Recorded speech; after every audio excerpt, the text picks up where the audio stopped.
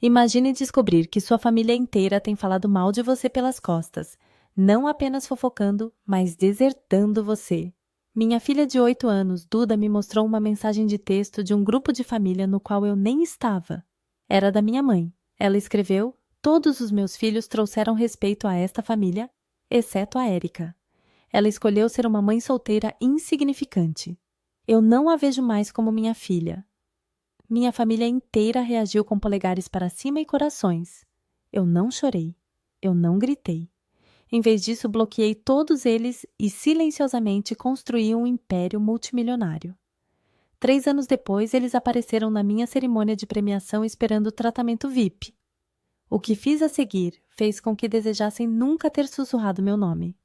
Antes de assistirmos a essa dose brutal de karma, por favor, curta este vídeo, inscreva-se no canal e comente aqui embaixo de onde você está assistindo.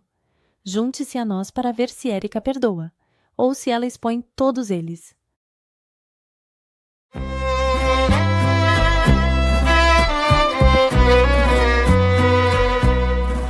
Minha mãe convidou todo mundo para o aniversário de 60 anos dela, exceto eu e minha filha de 8 anos.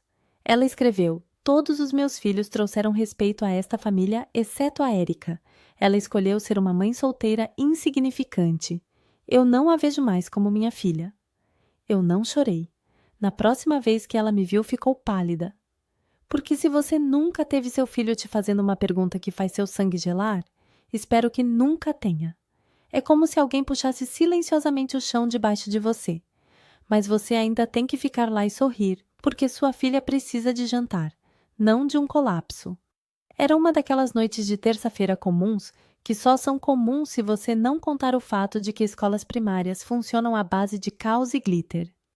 Minha filha Duda estava na mesa da cozinha fazendo o dever de casa, curvada sobre a página com a língua para fora no canto da boca.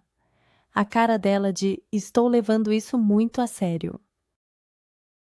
Eu estava meio ouvindo, meio arrumando a lancheira dela, tentando lembrar se amanhã era dia do cabelo maluco ou dia da cor favorita.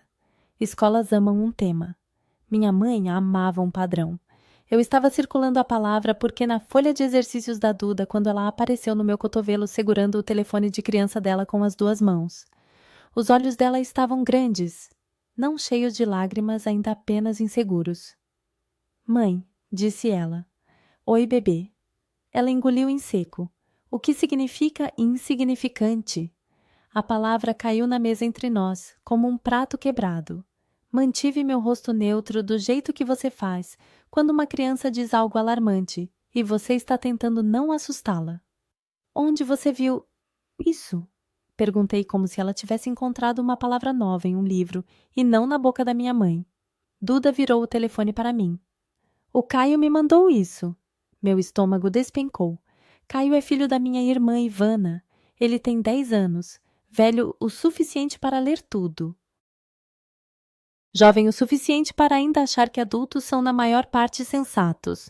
Duda acrescentou rapidamente. "Ele disse que eu não deveria te mostrar, mas eu não gostei e não entendi." Na tela havia uma captura de tela de um grupo de família no WhatsApp. Não o meu grupo. Não o grupo das mães da escola. O outro. O grupo da família. Aquele que minha mãe tratava como se fosse seu quadro de avisos pessoal. Meus olhos foram direto para a mensagem da minha mãe. Estava escrita como um anúncio. Como se ela estivesse cancelando um evento. Como se estivesse demitindo um funcionário.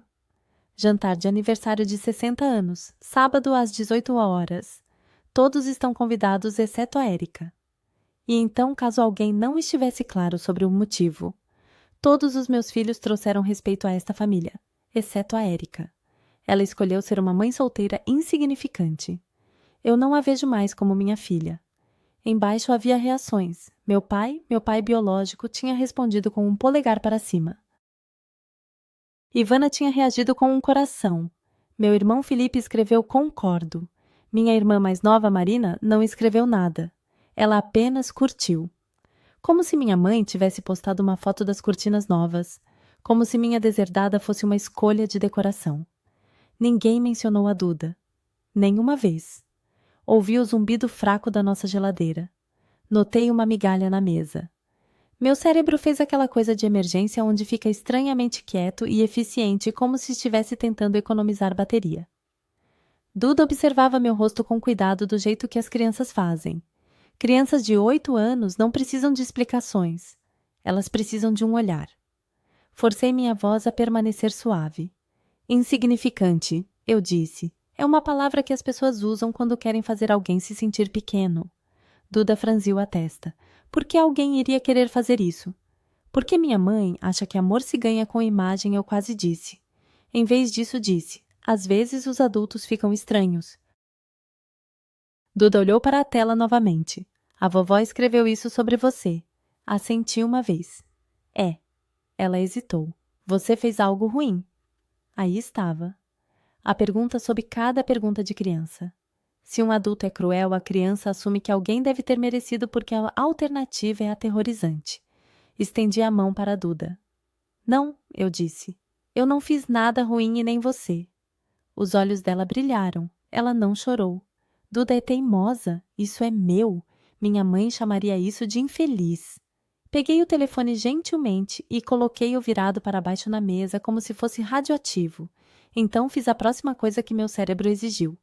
Tentei abrir o chat da família eu mesma. Toquei no nome do grupo nas minhas mensagens. Nada. Pesquisei. Nada. Rolei para trás como se pudesse estar escondido entre lembrete de dentista e pagar conta de luz. Nada. Meu peito apertou. Eu não tinha perdido um convite.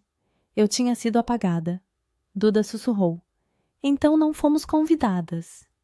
Engoli em seco. Não. Ela olhou para a folha de dever de casa como se ela a tivesse traído. Mas a vovó sempre faz aniversário. Aquela frase simples aquela, que não foi nem um pouco dramática, doeu mais do que a captura de tela, porque não era sobre mim. Era sobre Duda, percebendo que o lugar dela na família também tinha condições. Respirei fundo. Duda, disse eu, mantendo a voz firme. Vai escovar os dentes. Ok, e escolha seu livro de dragão. O dragão sempre vence. Ela hesitou na porta. Você está bem? Estou bem, eu disse e não era mentira. Não exatamente. Eu estava de pé. Estava respirando. Eu ainda era uma mãe em uma cozinha com dever de casa e lancheiras. Isso conta como estar bem. Duda saiu. Encarei a captura de tela novamente. As palavras não borraram, não suavizaram, não se tornaram menos verdadeiras porque eu queria que fossem. Então meu telefone vibrou. Ivana. Claro, atendi porque precisava de uma coisa antes de me mover. Confirmação. Não para meus sentimentos, para minha sanidade. Érica, disse Ivana, já soando irritada, como se eu a tivesse incomodado por ter sido deserdada. Escuta, é real? Perguntei. Uma pausa. Um suspiro. Você viu? Então é real. A mãe estava chateada, disse Ivana rapidamente. Você sabe como ela fica. Ela disse para a família toda que não sou mais filha dela. Por que você está transformando isso numa coisa tão grande? Disparou Ivana. Apertei o telefone. Porque minha filha de 8 anos acabou de me trazer a mensagem da sua mãe, disse eu calmamente. O Caio mandou um print para a Duda e ela me perguntou o que significa insignificante. Houve silêncio. Não silêncio de choque, não silêncio de vergonha, apenas silêncio de recálculo. O Caio não deveria ter mandado isso, disse Ivana, finalmente perdendo o ponto tão completamente que quase pareceu uma escolha. Ok, eu disse. Então você está confirmando que é real. Ivana exalou bruscamente. É o aniversário da mãe. Não comece um drama. Olhei para o print novamente. O polegar para cima do meu pai. O concordo do Felipe. A curtida da Marina. A família inteira se alinhando atrás dela como se minha existência fosse opcional. Não estou começando um drama, eu disse. Estou encerrando o contato. Ivana zombou. Inacreditável. Não discuti, não me defendi, não implorei como se estivesse me candidatando para ser amada. Eu disse, diga à mãe que ela conseguiu o que queria. Então desliguei. Bloqueei minha mãe, bloqueei meu pai, bloqueei Ivana Felipe e Marina. Sem aviso, sem textão, sem palestra emocional. Apenas silêncio. porque eu não ia performar minha dor para pessoas que a tratavam como um incômodo. Quando Duda voltou de pijama segurando seu livro de dragão, ela subiu no meu colo como sempre fazia. O corpo pequeno dela era quente, pesado e real. Ler? Perguntou ela. Sim, eu disse beijando o cabelo dela. Vamos ler. E enquanto o dragão derrotava monstros e salvava vilarejos, fiz uma promessa que vinha do fundo do meu peito. Ninguém jamais faria minha filha se sentir insignificante, não sob minha guarda. E se você está se perguntando por que estou te contando isso, porque ainda estou calma o suficiente para colocar isso em palavras. Aqui está a única coisa que você precisa saber, por enquanto. A próxima vez que minha família me viu, os rostos deles ficaram pálidos e eles se arrependeram de tudo. Famílias como a minha geralmente não começam com uma grande traição cinematográfica. Começam com pequenos cortes, pequenos momentos de ops, que você pode justificar se estiver desesperada o suficiente para continuar acreditando que pertence. Minha mãe Fernanda, no papel mãe, na minha vida, era obcecada por imagem. Não imagem de influenciadora, mas velha polida, o tipo de imagem construída em encontros da igreja e reuniões de bairro onde todos fingem que suas vidas são ótimas. Éramos classe média, mas minha mãe tratava a classe média como uma condição temporária, como se estivéssemos todos a uma escolha correta de sermos admirados. Ivana era a menina de ouro. Ivana podia espirrar errado e minha mãe acharia fofo. Felipe era um motivo de orgulho. Não porque fosse gentil, mas porque parecia bem-sucedido. Ele tinha um cargo que fazia as pessoas assentirem e um carro que ele encerava como se fosse uma personalidade. Marina era a quieta, a pacificadora, a irmã do não vamos chatear a mamãe. Marina poderia assistir a uma casa pegar fogo e sussurrar, não vamos fazer uma cena. E então havia eu. Eu não era imprudente, eu não era irresponsável. Tirava boas notas, trabalhava, pagava minhas contas, aparecia com pratos prontos e presentes e um sorriso que dizia, por favor, não decida que sou demais hoje. Mas eu não era fácil. Minha mãe amava pessoas fáceis que ela faziam parecer que tinha feito tudo certo. Então, quando engravidei da Duda, as primeiras palavras que saíram da boca da minha mãe não foram "você está bem", foram "você está casada". Uma pergunta retórica. Ela sabia que eu não estava casada. Não. Noiva. Não. O rosto dela se contraiu como se tivesse engolido algo amargo. As pessoas vão falar. Pessoas, sempre as pessoas. Eu disse a ela que ia ficar com o bebê. Eu disse calmamente, eu falava sério. Minha mãe fez as coisas que pareciam um apoio. Ela visitou, trouxe um cobertor, tirou uma foto e depois pediu muito casualmente. Não poste isso com detalhes, ok, não quero perguntas. Esse é o tipo de frase que você não ouve direito até anos depois. Minha mãe não odiava Duda como pessoa. Ela odiava o que Duda representava. Uma vida que não combinava com a narrativa da família. E com o tempo isso se transformou em erros. O primeiro que realmente me lembro aconteceu quando Duda tinha 3 anos. Houve um churrasco de família na casa da minha tia. Todos falavam sobre isso há semanas.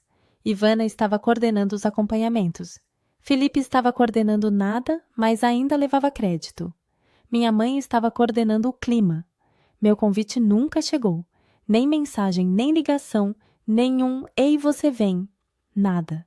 Descobri depois quando Ivana mencionou você devia ter visto o papai tentando fazer o churrasco. Foi hilário. Sorri como se não estivesse engasgando. Eu nem sabia. Ivana piscou. Então fez a cara de surpresa falsa. Espera o quê? A mãe disse que te contou. Ela não contou. Você está brincando, disse Ivana no tom de alguém incomodada pela realidade. Bem claro que você pode vir na próxima vez. Na próxima vez, como se eu estivesse pedindo para ser adicionada a uma lista de e-mails. Eu queria acreditar que era um erro porque a alternativa era admitir que minha família podia fingir que eu não existia. Então aconteceu de novo. Evento diferente mesmo, sentimento. Alguém mencionou algo pequeno depois, como se não fosse grande coisa eu não estar lá. Quando perguntei, minha mãe disse, achei que você soubesse. Não acusei. Não gritei. Fiz aquela coisa que as mulheres fazem quando tentam continuar sendo amáveis. Engoli e disse a mim mesma que estava sendo sensível. Então as crianças começaram a ecoar os adultos. Um dia, Duda e Caio estavam brincando na sala, enquanto os adultos conversavam na cozinha. Eu estava enxaguando a louça quando ouvi a voz de Caio casual e confiante. A vovó disse que vocês não vêm para as coisas porque sua mãe complica as coisas. Duda ficou quieta. Minha mãe não é complicada. Ela disse... Caio começou de novo. Depois viu meu rosto e parou. Crianças repetem o que ouvem. Elas não entendem o peso disso. Apenas entregam como um brinquedo. Sequei as mãos, entrei e me ajoelhei para ficar na altura dos olhos dos dois. Caio disse gentilmente, se a vovó diz algo sobre mim, você não precisa trazer para esta sala, ok. O rosto de Caio corou. Os olhos de Duda se encheram de lágrimas. E naquele momento percebi algo que mudou a forma como eu via tudo. Minha mãe não estava apenas me julgando. Ela estava ensinando a próxima geração a me julgar também. Foi quando comecei a traçar limites, não limites dramáticos, reais, portas que se fecham. Se a Duda não é bem-vinda, eu também não sou. Eu disse calmamente. Eu falava sério. Minha mãe assentia como se entendesse, depois agia como se nunca tivesse ouvido as palavras. Porque pessoas como minha mãe não veem limites como realidade. Elas os veem como birras que você vai superar quando precisar de algo. Então veio a mensagem no grupo, aquela que Duda viu primeiro. Minha mãe não apenas me excluiu, ela escreveu. Ela tornou oficial. Meu pai e irmãos concordaram como se fosse normal. E foi aí que percebi que os erros não eram erros. As pessoas pensam que cortar contato é dramático. Não é. É principalmente quieto. Ninguém aparece na sua porta com uma trilha sonora de violino triste. Você apenas para de receber ligações. Para de verificar o telefone. Para de ensaiar conversas na sua cabeça que nunca te darão a mãe que você queria. E no começo aquele silêncio parece antinatural. Como se você tivesse saído de casa sem as chaves. Depois, lentamente, começa a aparecer oxigênio. Nos 3 anos seguintes, Duda cresceu de 8 para 11 anos. A voz dela ficou mais alta, as pernas mais longas, as opiniões mais fortes. No começo, ela me observava com cuidado como se estivesse esperando outro sapato cair. Depois ela parou de esperar. Ficou ocupada sendo criança de novo, até que um dia disse do nada: Mãe, estou feliz que nossa casa seja quieta. Crianças entendem mais do que pensamos. Elas só nem sempre têm as palavras na hora. Dinheiro ainda era real, no entanto. Maternidade solo não é uma vibe, é matemática. E a matemática não se importa que minha mãe tenha me deserdado em um grupo de chat. A matemática diz: aluguel compras creche. A taxa escolar aleatória que aparece como uma emboscada e espera ser paga integralmente até amanhã. Então eu trabalhei. Não de um jeito fofo de chefe poderosa. De um jeito, minha filha está dormindo e eu ainda estou acordada porque me recuso a deixar a vida dela encolher desse jeito. Durante o dia, eu era o mundo inteiro da Duda. À noite, quando o apartamento finalmente ficava quieto, eu sentava à mesa da cozinha com meu laptop e um objetivo muito simples. Se minha mãe queria me chamar de insignificante, ótimo. Eu seria insignificante. Eu seria insignificante e imparável. Comecei a ajudar algumas empresas locais a colocar a bagunça em ordem. Não porque eu amasse negócios, porque eu amava comida na geladeira e minha filha dormindo sem me ouvir entrar em pânico. Era um trabalho do qual ninguém se gabava, o que o tornava perfeito para mim. Eu não precisava de aplausos. Eu precisava de tração. Então notei algo. Todo mundo estava se afogando pelo mesmo motivo. Sem sistema. Apenas caos e esperança. E esperança não é uma estratégia. Então construí uma. Nada chique. Nada que precisasse de uma palestra no TED. Apenas algo limpo que mantivesse as pessoas nos trilhos e impedisse que o dinheiro escorresse pelas frestas. Funcionou. As pessoas começaram a pedir. Depois compartilhar. Depois encaminhar para amigos como se fosse contrabando. E de repente eu não estava mais perseguindo clientes. Minha caixa de entrada estava me perseguindo. Quando atingimos 3.000 usuários pagantes, olhei para o número como se ele pudesse evaporar se eu piscasse. 3 anos antes, eu estava contando dinheiro para compras. Agora eu estava construindo algo que poderia realmente nos carregar. E Duda, a doce e direta. Duda olhou para mim uma noite e disse: Mãe, você não parece mais assustada.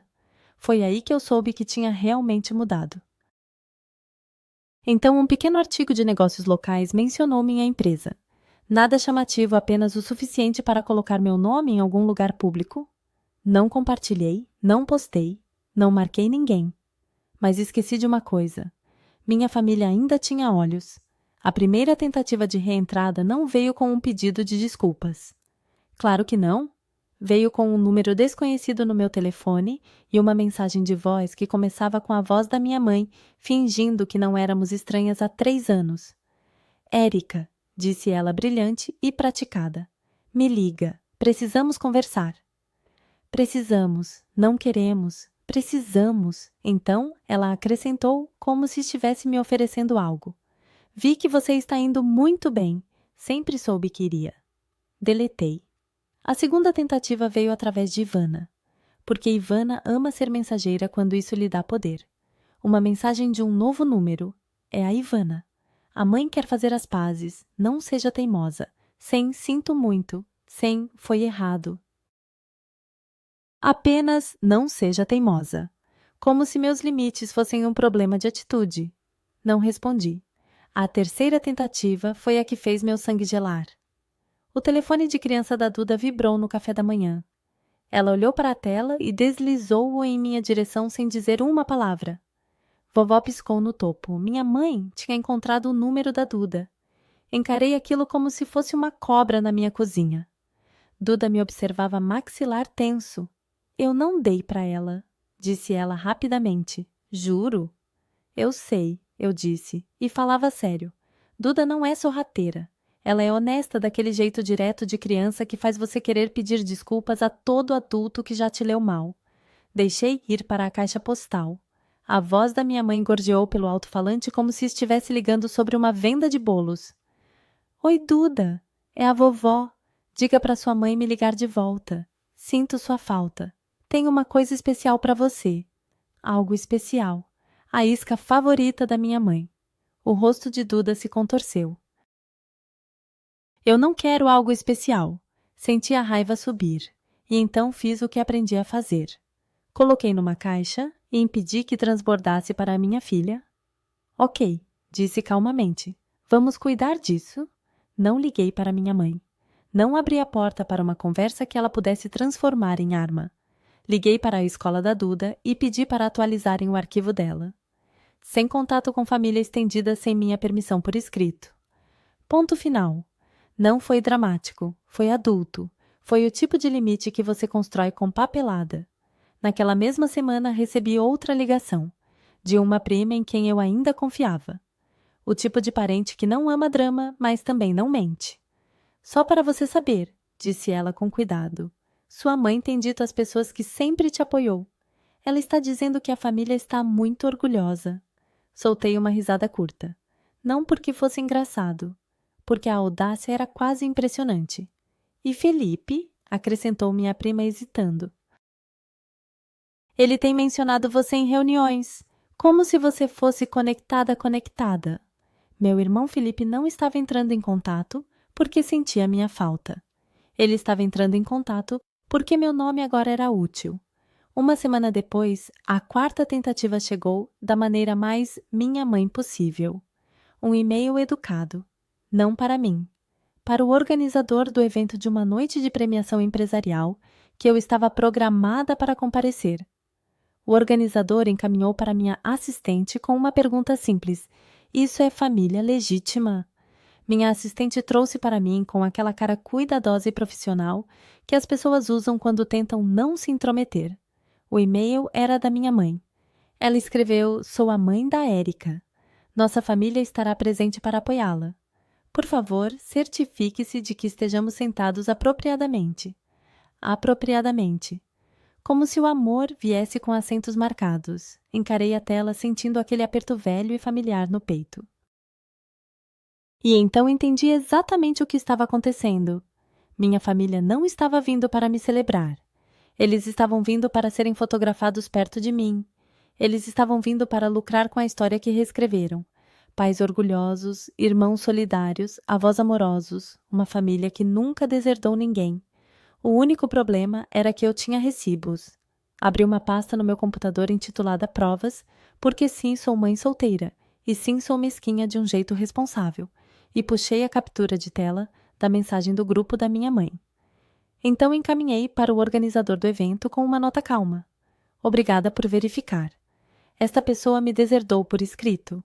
Eles não são convidados autorizados da seção VIP/família. Por favor, notifique a segurança se eles se aproximarem do palco ou da minha filha. Sem textão. Sem discurso. Apenas fatos, porque fatos são mais difíceis de manipular. Naquela noite depois que Duda foi para a cama, sentei à mesa da cozinha e olhei para o espaço vazio onde o amor da minha mãe costumava estar. Eu não chorei. Não entrei em espiral. Nem mesmo me senti surpresa. Senti-me estável. Na época pensei que a pior coisa já tinha acontecido. Eu não sabia ainda que na próxima vez que minha família aparecesse, terminaria com eles desejando nunca terem dito meu nome.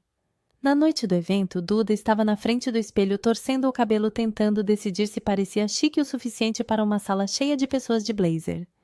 Ela tinha 11 anos agora. Ainda minha garota, ainda teimosa. Apenas alta o suficiente para ver por cima das mentiras. Estou bem, perguntou ela. Você está perfeita, disse eu, alisando a gola dela. Chegamos cedo. O local tinha tetos altos e luzes lisonjeiras. O tipo de lugar onde as pessoas fingem que nunca choraram feio dentro de um carro. Câmeras na entrada. Um cenário para fotos. Copos minúsculos de líquidos caros que têm gosto de arrependimento. Duda apertou minha mão. Por que tem tanta gente? Porque adultos gostam de bater palmas uns para os outros, eu disse. É basicamente uma gincana escolar, mas com blazers. Ela riu e por um segundo meu peito relaxou. Porque não importava o que acontecesse, Duda e eu estávamos juntas. Sempre estivemos. Este era um evento público. Qualquer um com um ingresso podia entrar, o que significava que minha família podia aparecer.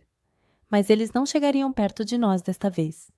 Então, quando Duda e eu nos sentamos perto da frente, meu nome impresso no programa, me senti firme.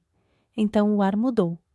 Sabe aquela sensação quando uma sala muda antes de você ver o porquê? Como se sua espinha recebesse um alerta. Eu senti. Duda sentiu também. A mão dela apertou a minha.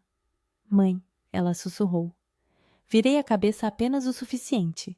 Lá estavam eles, minha mãe, meu pai, Ivana, Felipe e Marina. Entrando nas fileiras de trás, sob as luzes mais fracas, do jeito que você vê pessoas que chegaram tarde e esperavam VIP. Minha mãe estava vestida como se tivesse planejado uma sessão de fotos. Pérolas creme respeitável da cabeça aos pés.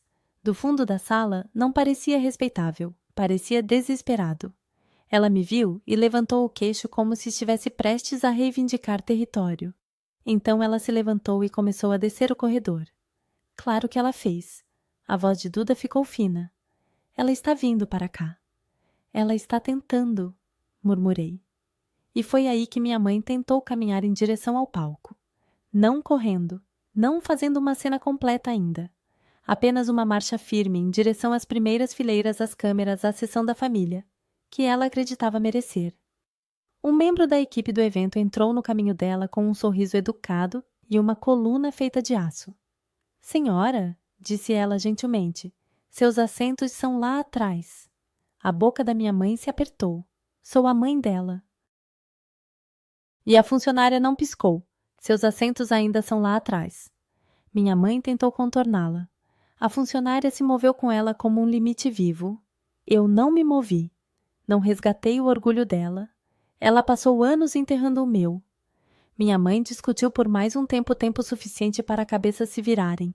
Então finalmente recuou e caminhou rigidamente de volta para sua fileira. O sorriso de Ivana desapareceu. Felipe se inclinou, sussurrando rápido. Meu pai olhava para frente como se não quisesse ser gravado, tendo uma consciência. O programa continuou. Discursos, prêmios, aplausos. Então meu nome foi chamado. Duda olhou para mim como se eu estivesse prestes a pular de um penhasco. Vai, sussurrou ela. Caminhei até o palco, peguei o microfone e olhei para a sala. Vi câmeras. Vi uma tela de transmissão ao vivo de lado. Vi um mar de rostos. E lá no fundo vi minha família sentada onde pertencia longe o suficiente para não poderem fingir que éramos próximos. Respirei fundo. Eu tinha planejado não mencioná-los. Queria vencer sem falar os nomes deles. Mas então me lembrei da voz da Duda na nossa mesa da cozinha. O que significa insignificante. E percebi algo. Se eu ficasse em silêncio, a vergonha continuaria sendo nossa. Então fiz uma escolha. Sou mãe solteira, disse eu, e construí isso sem rede de segurança. Algumas pessoas assentiram. A sala ficou mais quieta. Minha filha e eu começamos em um apartamento pequeno com uma mesa de cozinha que servia de escrivaninha e mesa de jantar. Houve noites em que quis desistir, mas não podia porque tinha alguém me observando aprender como é ser digna. Fiz uma pausa longa o suficiente para a sala se inclinar. 3 anos atrás, minha mãe escreveu no nosso chat de família: todos os meus filhos trouxeram respeito a esta família, exceto a Érica. Ela escolheu ser uma mãe solteira insignificante. Eu não a vejo mais como minha filha.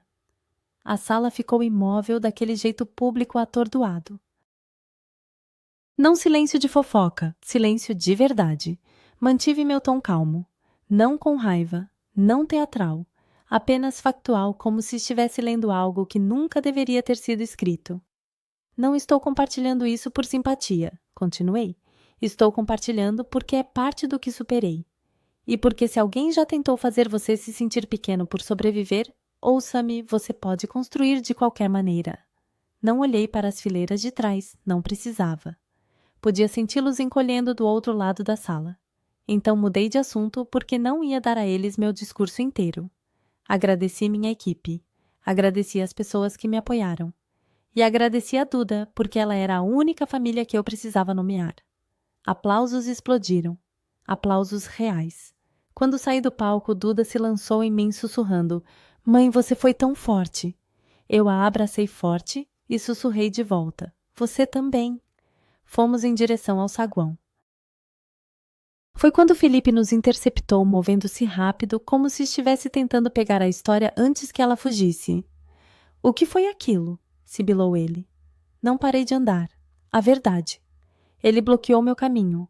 "Você não precisava dizer aquilo." Finalmente olhei para ele. "Você não precisava concordar com aquilo." O rosto dele se apertou. Minha mãe apareceu atrás dele, olhos brilhantes de raiva.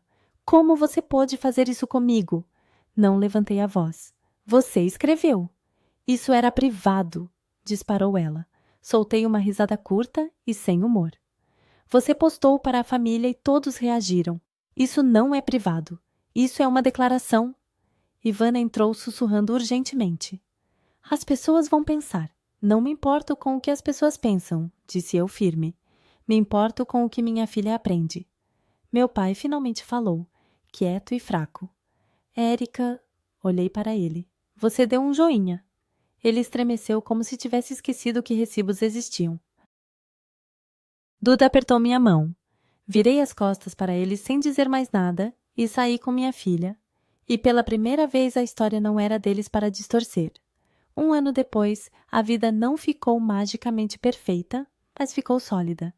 A empresa cresceu. Conseguimos uma parceria grande o suficiente para sair no noticiário local. Um daqueles segmentos, olha ela agora, que as pessoas assistem enquanto dobram roupa. Duda estava sentada no sofá ao meu lado encarando a TV, como se fosse um portal. Quando a âncora disse meu nome, Duda sorriu e disse simplesmente: "Essa é minha mãe." Aquela frase valia mais do que qualquer número em uma tela. Então a campainha tocou numa tarde de sábado. 3 toques rápidos. Urgente. Abri a porta e lá estavam eles. Minha mãe na frente, meu pai atrás dela, Felipe e Ivana de lado, Marina demorando como se tivesse sido arrastada para lá contra a vontade. Os olhos da minha mãe percorreram a casa e o silêncio e a segurança, e dava para ver o cálculo por trás da expressão dela. Então ela colocou a cara, a máscara de mulher razoável. "Érica", disse ela suavemente, "precisamos de ajuda." "Claro, não sinto muito. Não, eu estava errada. Ajuda." Felipe deu um passo à frente já com raiva como se fosse minha culpa. Depois daquela noite as coisas ficaram complicadas. Inclinei a cabeça. Escolha interessante de palavra. O maxilar dele se cerrou. Clientes desistiram. Parceiros esfriaram. As pessoas enviaram aquele clipe por aí. Disseram que eu deturpei conexões. Conexões significando eu. A voz da minha mãe tremeu. Podemos perder a casa. Meu pai pigarreou. Somos família. Atrás de mim, Duda apareceu no corredor silenciosa e observando. Olhei para minha mãe. Você escreveu que não me via como sua filha. Os olhos da minha mãe brilharam. Eu estava chateada. Você foi clara? Eu disse.